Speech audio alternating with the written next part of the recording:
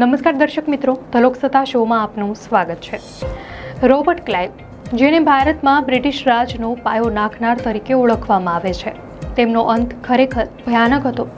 નાનપણથી જ રોબર્ટ ક્લાઇવની છાપ એક તોફાની અને હિંસક બાળકની રહી હતી। 7 વર્ષના થયા ત્યાં સુધીમાં તો તેમને લડવાની આદત પડી ગઈ હતી। નમ્રતા, ઉદારતા અને ધૈર્ય એવા ગુણ જેની સાથે ક્લાઇવને આજીવન લેવા દેવા નહોતા। બ્રિટિશ ઇતિહાસકાર જ્યોર્જ ફોરેસ્ટ તેમના પુસ્તક ધ લાઈફ ઓફ લોર્ડ ક્લાઇવમાં લખે છે કે કિશોર થયા ત્યાં સુધીમાં તો તેઓ ગુનેગાર બની ચૂક્યા હતા। તે તેમના ગામના પરેશાન વેપારીઓને રક્ષણ આપવાનો એક કૌભાંડ ચલાવતા। જે વેપારીઓ તેમની વાત માને નહીં તેની દુકાનમાં પાણી ભરી દેતા। ક્લાઇવ 17 વર્ષના થયા ત્યાં સુધીમાં તેમના પિતા રિચાર્ડ ક્લાઇવને ખબર પડી ગઈ હતી કે તેને કાબૂમાં રાખવો એ તેમના ગચા બહારની વાત છે।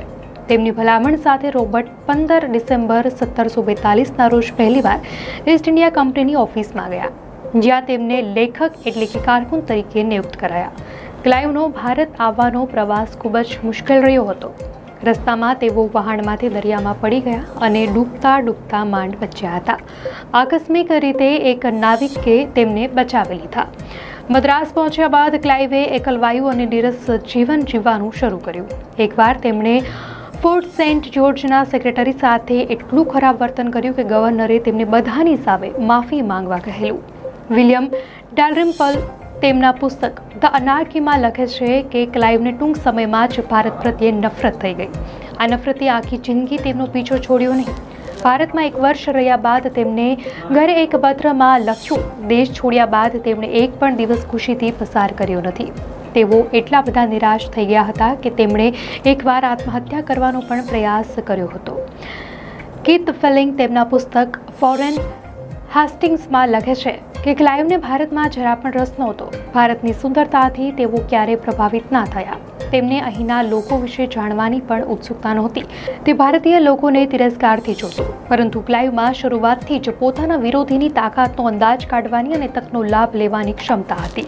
1746માં ફ્રાન્સના મદ્રાસ પરના હુમલા અને બાદમાં મેળવેલા વિજયથી તેમના આ ગુણો લોકોના ધ્યાનમાં આવ્યા। ક્લાઇવ 18મી સદીના એક બ્રિટિશ સામ્રાજ્યવાદી હતા। તે સમયે બ્રિટિશરો ભારતીય સંસ્કૃતિ અને સમાજને પોતાનાથી નીચલા સ્તરના ગણતા હતા। તેમનો દ્રષ્ટિકોણ સફેદ માણસના પોટ જેવો હતો, જ્યાં તેઓ માનતા હતા કે તેમને ભારત પર શાસન કરવાનો અને તેને સુધારવાનો અધિકાર છે। આ માનસિકતામાં ભારતીયો પ્રત્યે નફરત નહોતી, પરંતુ ઉત્તરાર્થ અને તિરસ્કારનો ભાવ હતો। તેઓ ભારતીય શાસકોને નબળા અને ભ્રષ્ટ માનતા હતા અને તેથી તેમને હરાવીને સત્તા કબજે કરવામાં કોઈ ખોટું લાગતું નહોતું। ક્લાઇવને સૌથી મોટી સફળતા 1752માં મળી, જ્યારે તેમણે મદ્રાસ પરના હુમલાને નિષ્ફળ બનાવ્યો।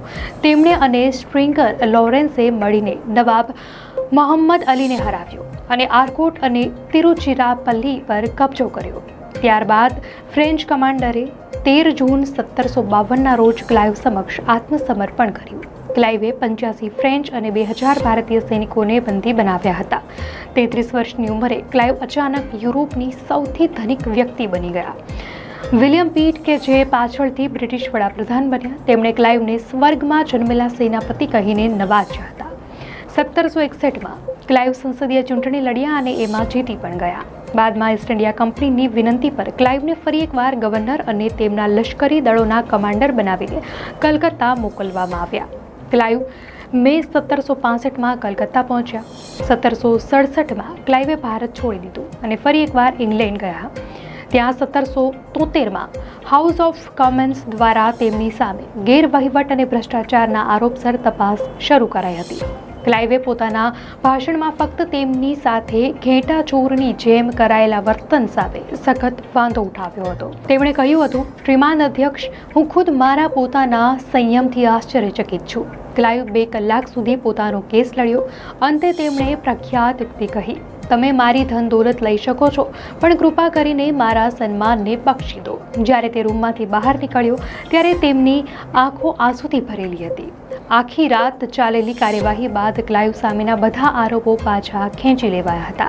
તેમના પક્ષમાં 155 મત પડ્યા, જ્યારે 95 સભ્યોએ તેમની વિરુદ્ધ મતદાન કર્યું હતું।